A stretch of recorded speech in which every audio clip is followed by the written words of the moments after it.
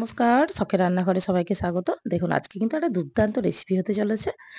সুজির উপমা। উপমাটা আমরা কিন্তু মানে নিরামিষ আমি আগে বানিয়েছি, কিন্তু এখন আমি বানাচ্ছি একেবারে সম্পূর্ণ আমিষ। খুব সুন্দর হয় এভাবে বানালে।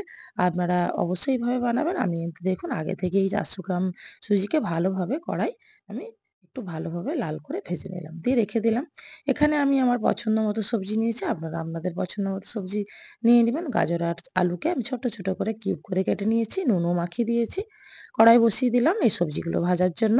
দিয়ে দিয়েছি রিফাইন অয়েল, গরম হয়ে গেছে। এরপরে দিয়ে দিচ্ছি সবজিগুলো, কেটে রাখা যে সবজি নুন মাখানো সেই সবজিটা। আপনারা কিন্তু আপনাদের পছন্দ মতো ক্যাপসিকাম, গাজর, আলু আর তার সঙ্গে বিনস দিতেই পারেন, বরবটি এগুলো দেয়াই যায়, ফুলকপি সিজনে ফুলকপি। তো আপনারা আপনাদের পছন্দ মতো দেবেন। তো চাপা দিয়ে একটু ভালোভাবে সেদ্ধ হয়ে যাবে, ভাজাও হয়ে যাবে, সেই হিসাবে চাপাটা আমি দিয়ে দিয়েছিলাম। তাড়াতাড়িও হয়ে গেল। ভাজাটা এবারে ভালো করে নাড়াচাড়া করে আমি এবারে গাজর আর আলুটাকে ভেজে নিচ্ছি। এইভাবে যদি ভাজাটা আগেই করে রাখি তাহলে কিন্তু উপমা বানাতে খুব সুবিধে হয়। উপমাটা বানাতে কিন্তু খুব বেশি সময় লাগে না, ইজি হয়।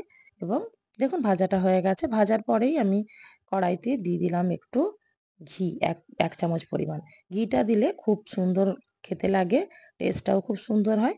আর এখানে আমি পছন্দ মতো কাঠবাদাম দিয়েছি, আপনারা চাইলে এখানে চীনাবাদামও দিতে পারেন। আপনাদের পছন্দ মতো কাজু বাদাম, যে কিছু বাদাম দিতে পারেন, আপনাদের পছন্দ মতোই দেবেন। আমি এখানে কাঠবাদামটাকে ঘিয়ের মধ্যে ভেজে নিলাম।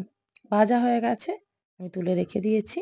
এখানে আমি সব রকম পেঁয়াজ, কাঁচা লঙ্কা, আদা আর কারি পাতা সবকিছুই নিয়ে নিয়েছি। কড়াইতে দিয়ে দিলাম রিফাইন অয়েল, দিয়ে দিচ্ছি শুকনো লঙ্কা, গোটা জিরে, কারি পাতা আর এখানে দিয়ে দেবো কেটে রাখা কুচানো কাঁচা লঙ্কা। আপনারা কম বেশি করবেন, যেভাবে যে ঝাল খেতে চাইবেন সেভাবে বানাবেন। তো ঝালটা একটু কম বেশি করে নিতে পারেন। এবারে দিয়ে দিচ্ছি আমি এখানে ৩ টে পেঁয়াজকে ছোট, ছোট করে কেটে রেখেছিলাম, সেটাই আমি দিয়ে দিচ্ছি। ভালো করে নাড়াচাড়া করে একটু ভাজা হয়ে গেলেই এখানে দিয়ে দেবো গ্রেট করে রাখা আদা। দেখুন পেঁয়াজটা কিন্তু ভালো করে ভাজা হয়ে গেছে। এখন আমি দিয়ে দেব গ্রেট করে রাখা আদা। অবশ্যই কিন্তু এই পর্যায়ে দেবেন, আগে দেবেন না। আগে দিলে আদার ফ্লেভারটা পাওয়া যাবে না। তো আদা দিয়ে দিলাম। আদাটা দিয়ে ভালো করে নাড়াচাড়া করেই আমি এখানে দিয়ে দেব ভেজে রাখা যে সুজি সেইটা। এইভাবে কারা, কারা পছন্দ করেন মানে খান অবশ্যই জানাবেন। আর উপমা খেতে অনেকেই আমরা পছন্দ করি, কিন্তু সবসময় সবাই কিন্তু ঠিকঠাক ঝরঝরে উপমা আমরা বানাতে পারি না। তো এই প্রসেসে যদি আমার পদ্ধতিতে যদি বানান, দুর্দান্ত হবে খেতে এবং ঝরঝরেও হবে। তো এইভাবে আপনারা দেখতে থাকুন, সঙ্গে থাকুন। ভালো লাগলে অবশ্যই আমাকে লাইক, কমেন্ট, শেয়ার করবেন। এই পর্যায়ে দিয়ে দিলাম নুন আর ২ চামচ দিয়ে দিচ্ছি চিনি, জাস্ট একটু ব্যালেন্স করার জন্য। আর এখন দিয়ে দিলাম কেটে রাখা আমন্ড, ভেজে রাখা, সরি। তো সেই ভেজে রাখা আমন্ডটা পরেও দিতে পারি।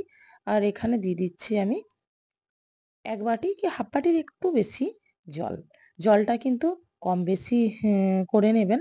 কারণ হচ্ছে যেভাবে সুজি দেবেন সেই হিসাবে দেবেন জল। জলটা কিন্তু এমনভাবেই দেয়া হবে, সেদ্ধও হবে অথচ ঝরঝরে হবে সুজিটা। সেইভাবেই কিন্তু জলটা আপনারা দেবেন। একটু ভালো করে নাড়াচাড়া করে দিয়ে দেবো সবজিটা। নাড়াচাড়া করার পালা। এবারে কিন্তু আর কিচ্ছু না, শুধু নেড়ে, নেড়ে ঝরঝরে করে নেয়া। তো আমার চ্যানেলে যদি নতুন বন্ধু হয়ে থাকেন অবশ্যই আমার চ্যানেলটিকে সাবস্ক্রাইব করে দেবেন। ভালো লাগলে লাইক, কমেন্ট, শেয়ার অবশ্যই করবেন, পাশে থাকবেন। দেখুন আমি সার্ভ করে দিয়েছি। জানাবেন কেমন হয়েছে। ভালো লাগলে অবশ্যই লাইক, কমেন্ট, শেয়ার করবেন, পাশে থাকবেন। নতুন বন্ধু হয়ে থাকলে চ্যানেলটিকে সাবস্ক্রাইব করবেন।